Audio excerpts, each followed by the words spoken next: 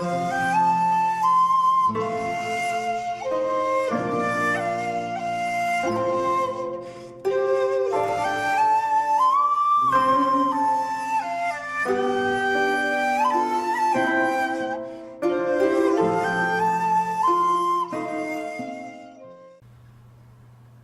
there, this is Solitary Ronin Films and welcome to another Top 10.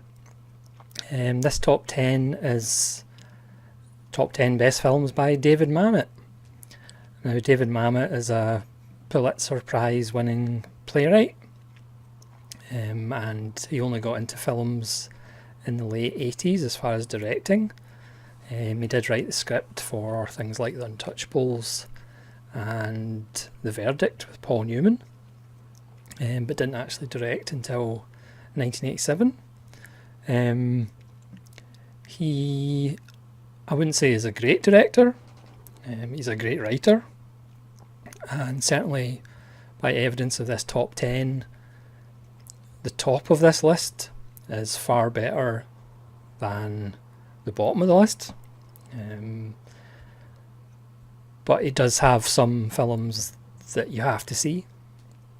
One of the threads that goes through his work is identity and things not appearing what they seem and people not appearing as what they seem. So I might be saying the same kind of things, because a lot of his films deal with the same kind of subjects about identity and who we are and what it means to be tied to an identity or a job or the way other people see you. Now, the first couple of films I have seen, but I don't actually have in my collection. The first one is State and Main at number 10. State and Main was made in the year 2000. It's kind of an unusual David Mamet film, in the sense that it's more an open comedy. It's about a film crew who descend on a small American town, and the town gets involved, and there's various shenanigans. William H. Macy, who's a regular Mamet actor who was in the theatre with him in Chicago in the old days, is in it. Alec Baldwin's in it, Philip Seymour Hoffman. There's the stereotypical skirt chasing actor. There's alcohol and drugs, and to be honest, it's not really that interesting. I mean, it's okay to watch probably once, but I wouldn't necessarily watch it again. It is strange because it is essentially a bit of fluff, essentially. Yes, that's number 10. I'm not going to dwell too much on it. It's probably a 3 out of 5. So number 9, again, I think I have a copy of it, but I don't actually have a bought copy, if you know what I mean. And that's 1999's The Winslow Boy, which again is a good wee film, but it's not a film that I would watch that often. It's based on the Terence Rattigan play of the same name, set in Victorian times maybe. It stars Nigel Hawthorne and Rebecca Pidgeon, and it's about the son who's at naval school and is accused of stealing a money note, and then Nigel Hawthorne, as the father, hires a lawyer to take on the authorities. It's a really nice looking film. It's a nice play, there's great performances. Nigel Hawthorne, as always, is fantastic. But again, it's a little bit of an odd choice. Obviously Mamet is a fan of the play, but he doesn't update it or anything to modern times. He sets it in the period, and again, it's not really a film that I would revisit that much, even though it's a well-made film. So that's number 9, The Winslow Boy. Now number 8 I do have on DVD, because that's the thing, not all of these films are available on Blu-ray, sadly. And this one is Spartan with Val Kilmer. This is from 2004. Val Kilmer is a special ops operative, strangely enough, tasked with looking into the kidnapping of Senator's daughter, I think. Ed O'Neill gives nice support. William H. Macy gives nice support. And this is the first film on the list where things aren't necessarily what they seem. So it's your standard kind of... It's one of the films that Mamet actually handles action scenes very well and competently. Because obviously Mamet films are generally more speech related and dialogue related. Again, this is a nice wee film. And again, everything doesn't seem the way it appears. There's twists and turns. Again, it's an enjoyable little film. But again, I would say it's one of these minor films. But again, good little film. There's lots of nice Mametisms in it. If you're not familiar with Mamet's writing style, it's kind of a hyper-realistic style. Lots of clipped, terse statements. Lots of imaginative profanity. And great one-liners that maybe don't make actual sense, but they kind of do, if you know what I mean. So that's Spartan at number 8. At number 7 is Heist, and this stars Gene Hackman, Delroy Lindo, Rebecca Pidgeon, and Danny DeVito. Yeah, another thing that Mamet does really well is cast actors who are known for their comedy roles, and actually gives them serious roles. More of that later.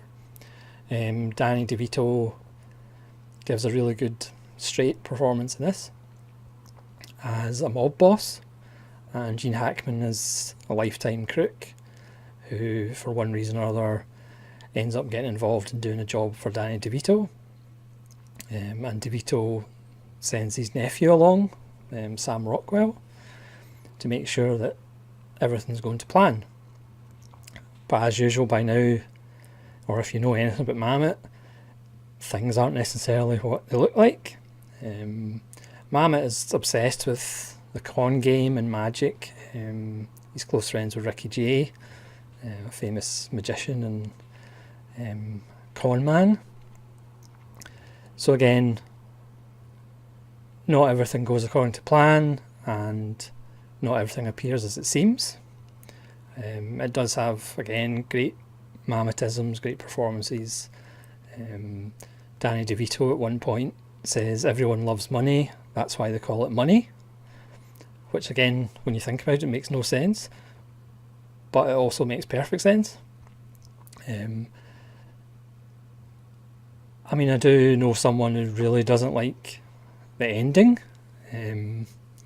but I don't mind it too much, as far as how Gene Hackman expresses himself at the end of the film. Again, good solid little film,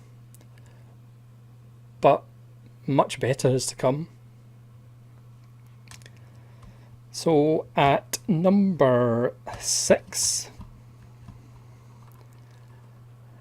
is Red Belt, 2008, which, apart from a TV movie about Phil Spector with Al Pacino and Helen Mirren, which I haven't seen, this is Mamet's latest film.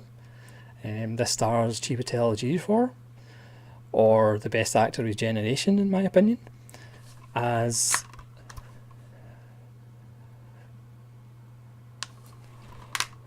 a martial arts expert. But this is not David Mamet does Karate Kid. There's not a lot of fighting in it. It's more cerebral, as you'd expect.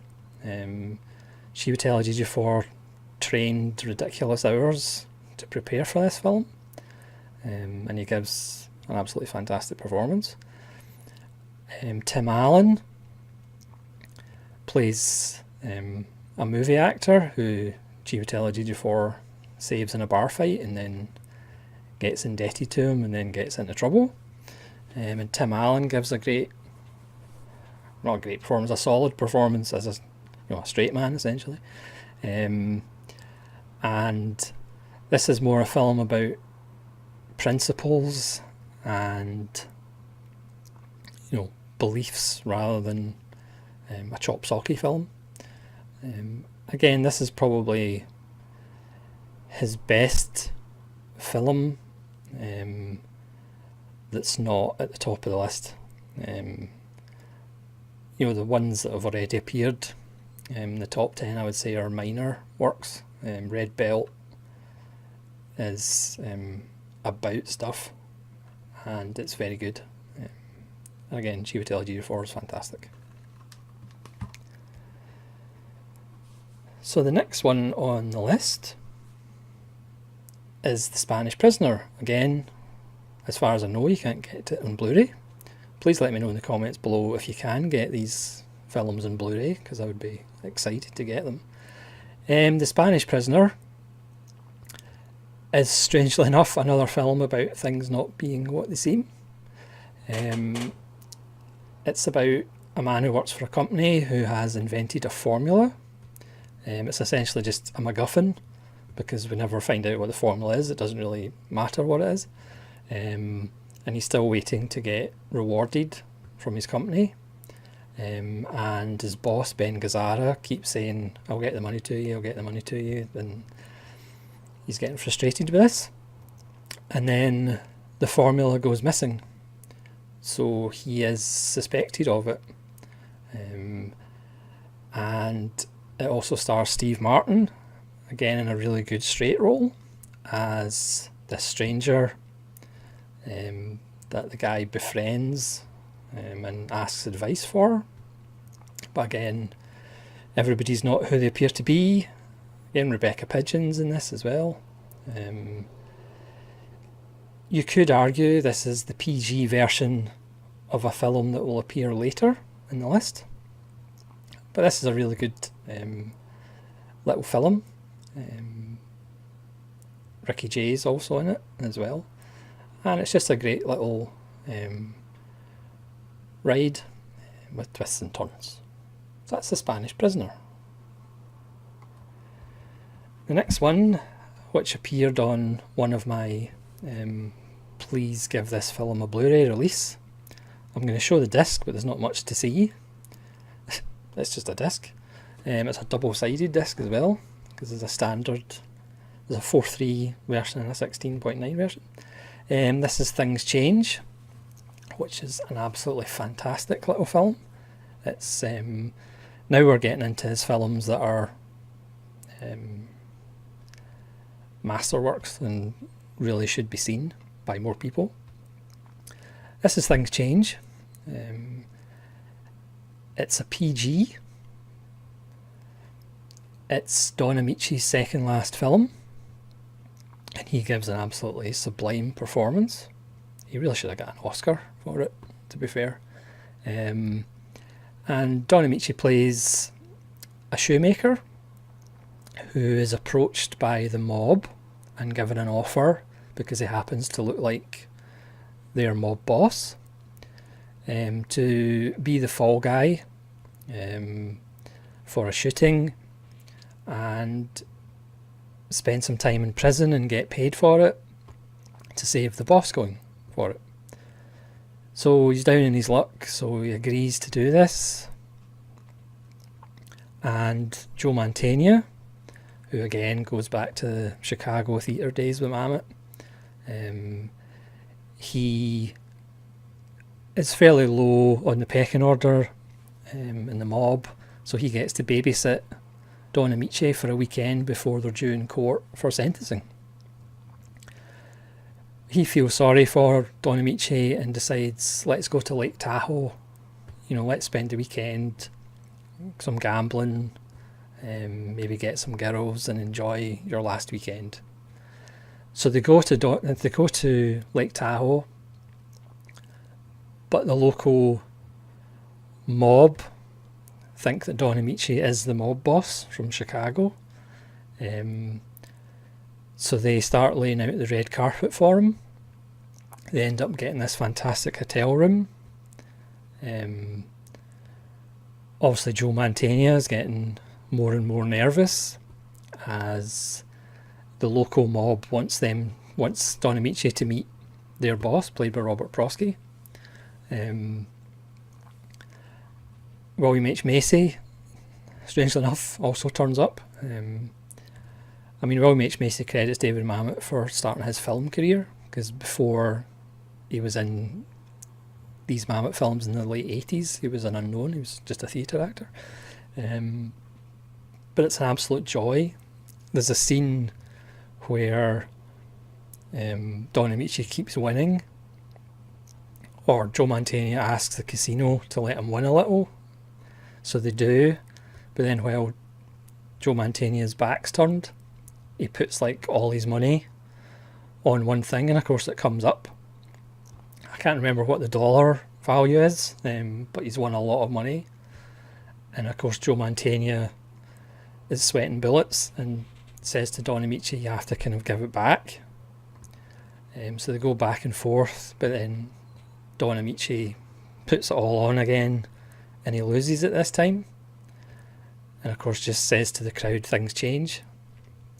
And it's just such a brilliant moment by Amici. His performance is just absolutely out of this world. It's absolutely beautiful. So he ends up meeting Robert Prosky, pretending to be the mob boss, while Joe Mantegna is hopping about like a cat in a hot tin roof. And things progress. I'm not going to spoil it, but it's an absolute joy, and it's one of those films that puts a smile on your face, and it's one of those films that should be seen more, and again, it should get a Blu-ray release. It's a bit sad that it doesn't. So the next one on the list is Oleana. If you've watched any of my other videos, I did do a random review of this because I was so excited to actually see it get a Blu-ray release. This is Indicator release, and it's Spine 118.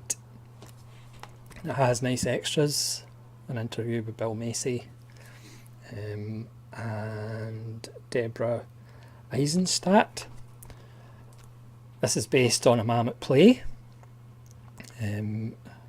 that William H. Macy actually starred in, and Deborah Eisenstadt was actually the stand-in. So when it came to casting the film, David Mamet quite nicely asked her to do it, even though she's not obviously a star or anything. And like I said in my review, this is one of those films that will make you think. And I did say, if you haven't seen it, watch it with somebody of the opposite sex, and see if you agree at the end or disagree at the end, or whose side you take. Again, the tagline is, whatever side you take, you're wrong. And certainly in the days of the Me Too movement, this is a really interesting film. It's about sexual politics. It's about a college professor and a student. It is only a two-header, but it's thoroughly engrossing. And it's about a college professor, student struggling. He tries to help her, and that help is taken in a different way. And again, throughout the film, you'll be on one character's side, and then you'll be on another character's side, and then you'll be on another. You'll go back and forth, and again, depending on what your political beliefs are, what your kind of social political beliefs are, will determine who you root for or who you think is right. And again, it's not a cinematic experience. It is just a two-header and people talking, but it's just done so well, and the script is just so brilliant. And it's one of those films, as cinema should be. It's challenging and it makes you think about things. And like I said, the films from like 6 to 10 maybe don't make you think about much. They're pretty much just entertainment. But the top of the order, essentially, in this list will make you think about things. And that's awfully good. So Oleana, absolutely fantastic film. And absolutely fantastic that it's on Blu-ray. The next one is David Mamet's debut, and it's House of Games. This is a Criterion DVD. Again, sadly, it's not on Blu-ray. Let me know if it is somewhere.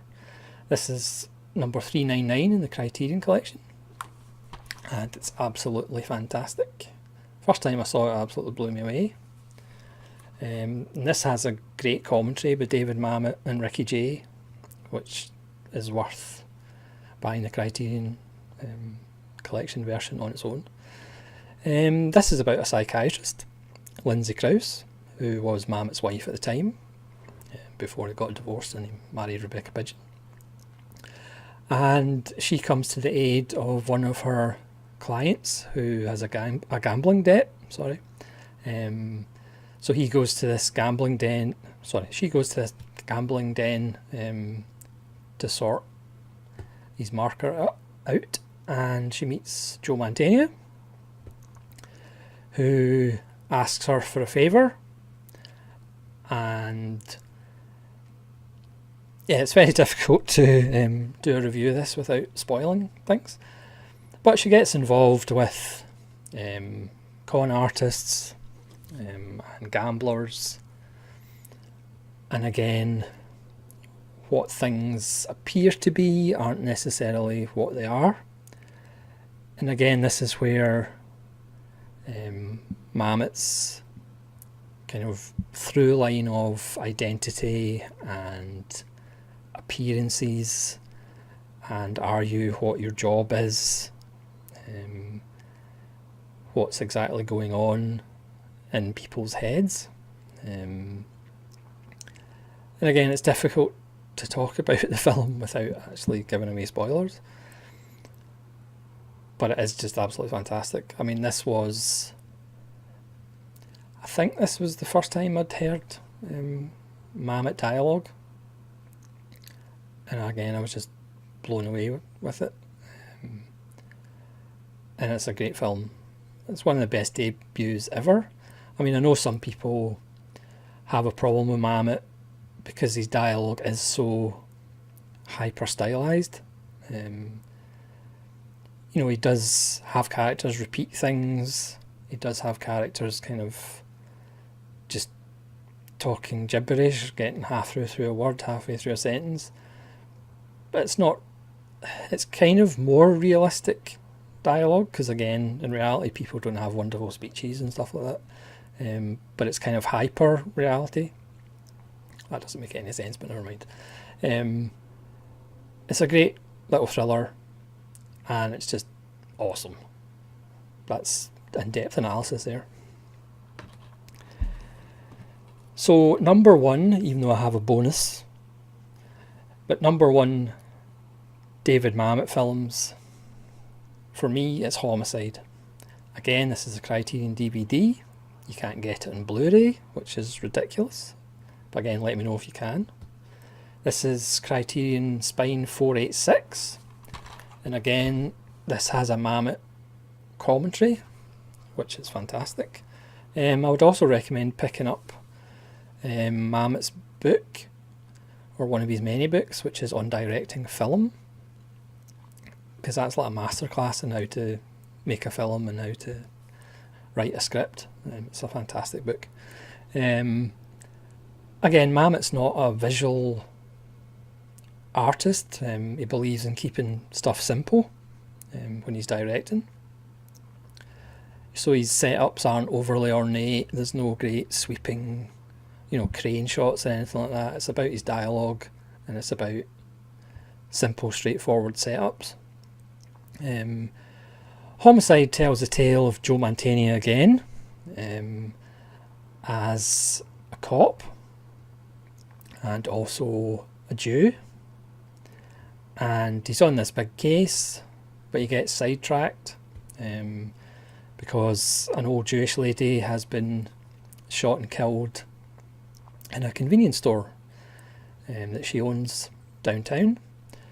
So the family pulls strings, and Joe Mantegna is taken off the case and put on the convenience store case, which annoys him no end. But again, because he's Jewish, his captain decides, as he says, you're his people. And then Joe Mantegna's like, their people? I thought I was your people. So he gets embroiled in this investigation. Again, things aren't necessarily what they seem. His loyalty in the department, and it strikes a chord with him when he finds out details about the old woman. So his loyalty between being, quote, a good Jew and being a good cop are compromised. This is a film that will make you think. It's one of the greatest films about race, period, especially in America. From the simple things like, it's okay for some people to use racial slurs to each other within that race. Or if you're friends with somebody, it's okay. But then, obviously, if somebody else uses it, it's not okay. So it discusses that. It discusses identity.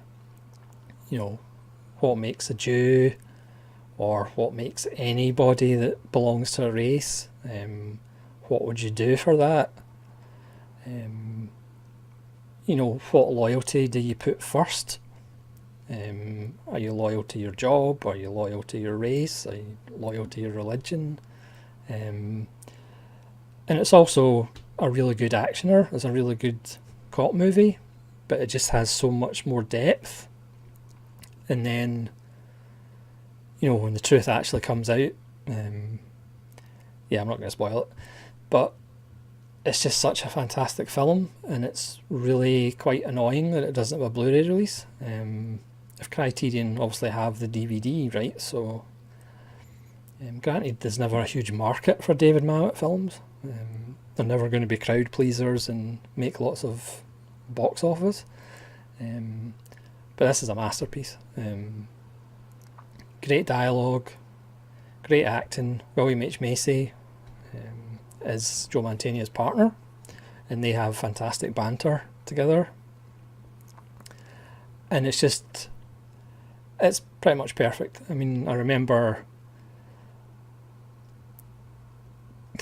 making a recommendation to somebody to watch with their friends, and then of course they thought they were getting a straight ahead cop movie, which it's obviously not, and they were scratching their heads afterwards because they were just expecting, I don't know, Lethal Weapon 6 or something.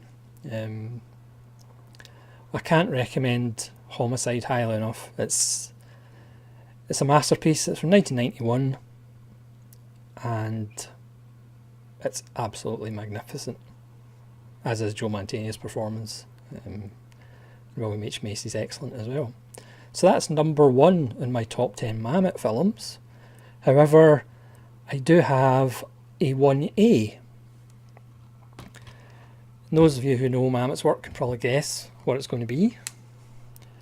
It's Glengarry Glen Ross. Now this isn't...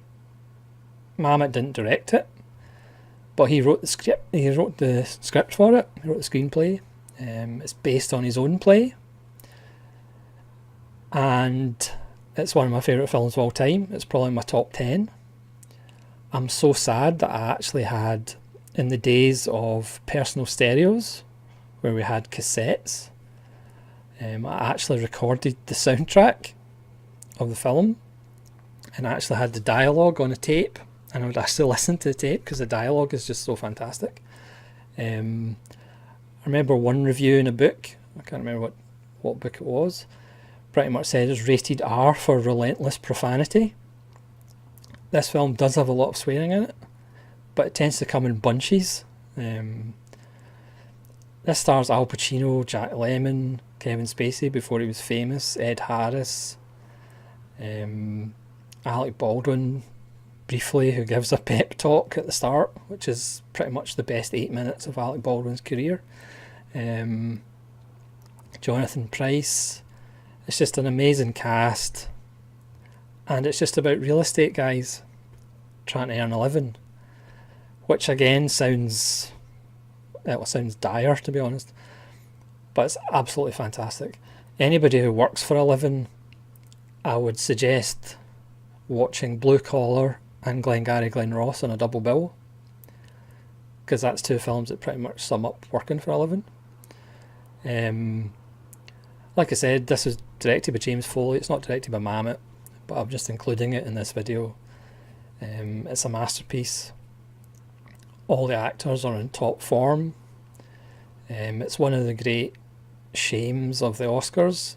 Jack Lemmon was nominated for Best Supporting Actor, I believe, but didn't win, which is just ridiculous. I mean, it's such a great performance by Jack Lemmon. At some point down the road, I'm going to do a top 10 Jack Lemmon, and this will be on it, because his performance as Shelley the Machine Levine is just heartbreaking, even though he's not particularly a nice person. But that's the thing with Jack Lemmon, he could play a serial killer and you'd still be on his side. He's just such a great actor, and he really should have won the Oscar for this, but I think it was probably because there was too much swearing. Interestingly, Joe Mantegna played Ricky Roma in the stage, in the theatre, but Al Pacino got the movie role, and David Mamet told Joe Mantegna that Al Pacino was getting the role that he played in the theatre, but then he gave him the script for House of Games and Homicide, so that kind of made him feel a bit happier. Al Pacino's, yes, as always, he's a little bit over the top, but he is really having a fantastic time playing the lead dog, whereas the other guys are kind of struggling, but then he kind of changes in the last reel. Alan Arkin is absolutely fantastic as well. I might not have actually mentioned him, but he's fantastic as well as the downtrodden member. Ed Harris is just fantastic as just vitriolic, acidic character. Again, you could argue there's nobody that you like in it. They're all fairly not nice characters, but for me it's just the dialogue, it's like poetry, even though it's very sweary poetry. The performances are magnificent, and again the actors must have absolutely loved it, because obviously, as we know, actors like talking. So again, I remember renting this out while I was staying with relatives, and of course they all left after about half an hour because it's just all talk. It's about estate agents trying to make a living. They get these hot new leads, which then get stolen, and then there's an investigation into who did it. But if you haven't seen it, I can't recommend it highly enough. If you like acting and dialogue and scripts, the dialogue's fantastic, and again, the acting's wonderful, and how Jack Lemmon didn't get the Oscar is a disgrace, quite frankly. So on that bombshell, I will finish this video because I've been rambling on for far too long. Thank you very much for watching. Please let me know what your top 10 David Mamet films are, and leave a like or subscribe if you wish to see more videos. This is Solitary Ronin from Solitary Ronin Films, saying thank you very much and have a good evening.